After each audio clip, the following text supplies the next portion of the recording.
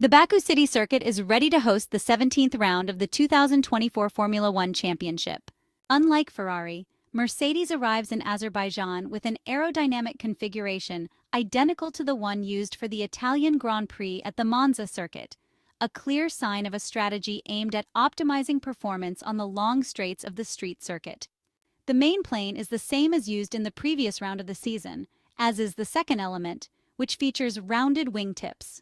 This is a rather aggressive choice, without a doubt, compared to the version used in Spa-Francorchamps, where this aerodynamic setup worked perfectly. This change in the geometry of the second element, in theory, should allow the two Mercedes cars to reach the optimal level of aerodynamic load, carefully calculated through advanced software to best balance the needs of speed and cornering stability. With the W15, the German team aims to maximize top speeds on the very long high-speed sections while also managing the slower parts of the circuit, which are the car's strengths.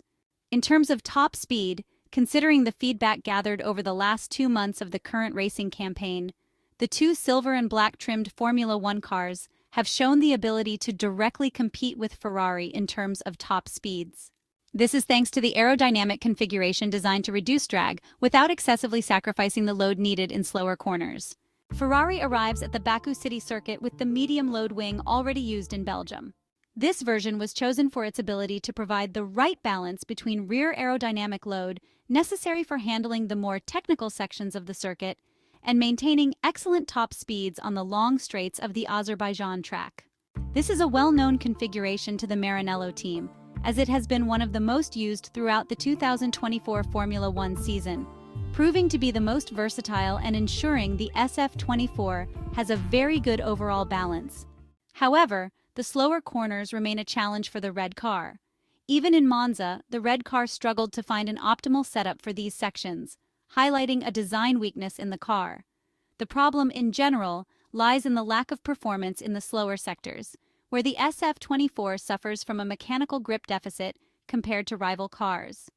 This factor makes it difficult for the Italian team to fully exploit the potential of the car in tighter corners, where good traction and grip are essential to be competitive. The Maranello engineers will therefore need to work carefully on the setup. In this case, the goal remains the same: to minimize these shortcomings that will cause time losses on the lap, while simultaneously trying to compensate for performance with solutions that can improve the stability and grip of the car. All of this must be done with the understanding that the chosen setup must not compromise top speeds. It is therefore about finding a crucial balance on a very complex track like Baku. The challenge for Ferrari is a tough one, and only maximum effort will ensure the team achieves the right performance. McLaren, unlike the other top teams, seems to have opted for a different approach in Baku, as evidenced by the choice of the rear wing, specifically one that echoes the version used during the British Grand Prix at Silverstone. This configuration is notable for its high level of aerodynamic efficiency, but at the same time, it is also capable of generating a significant amount of downforce. McLaren is therefore one of the cars with the most loaded setup this weekend. The design of the main plane is particularly interesting, examining the specifics thanks to images taken from the Baku pit lane and posted on social media by various reporters, while the central area of the wing is heavily loaded to maximize grip in the most demanding corners. The tips are unloaded to reduce induced drag, thus improving overall efficiency. However, the level of vertical force generated is not exactly the same as seen at Silverstone, as the rear wing offers different adjustments, especially regarding the incidence of the second element. This flexibility offers some advantages. McLaren's engineers will be able to adapt the wing to the specific demands of the Baku circuit, balancing the need for downforce in the more technical sections with the need to maintain good top speeds on the straights. The challenge for the historic Woking team will be to find the right compromise between these contrasting needs, trying to capitalize on the aerodynamic setup to gain a competitive advantage. All of this, of course, while trying to keep aerodynamic drag as much under control as possible. The street circuit in the Azerbaijani capital requires a setup that balances the nearly 2-kilometer-long straight with the technical castle section. Pirelli has chosen the softest compounds, but drivers will have to manage the potential overheating of the rear tires during acceleration. The Baku City Circuit is particularly difficult to interpret due to its 3 very different sectors, the first characterized by 90-degree corners, the second being particularly twisty and narrow, and the third featuring a nearly 2 kilometers straight. It's clear that the final setup will have to be a compromise between low aerodynamic drag, necessary to fully exploit the long straight of the third sector, and good balance to optimize the handling of the more technical second sector. The track's most notable turn is certainly Turn 8, a particularly tight corner that runs alongside the city's castle. From a tire management point of view, the most stressed tires are the rears, particularly the right rear, due to the 90-degree corners in the first sector and the long straight in the final sector, which require significant traction effort and can lead to overheating, especially in the more technical section. The front tires are less stressed in the second sector. For this weekend, Pirelli has chosen the softest set available, C3, C4, C5, thanks to the low severity of the asphalt on the tires. As with all street circuits, high grip evolution is expected throughout the weekend, with grip gradually increasing. Expected wear on this track is very low, as shown in the graph. The rear tires are the most stressed and at risk of overheating due to the high traction demands of the circuit.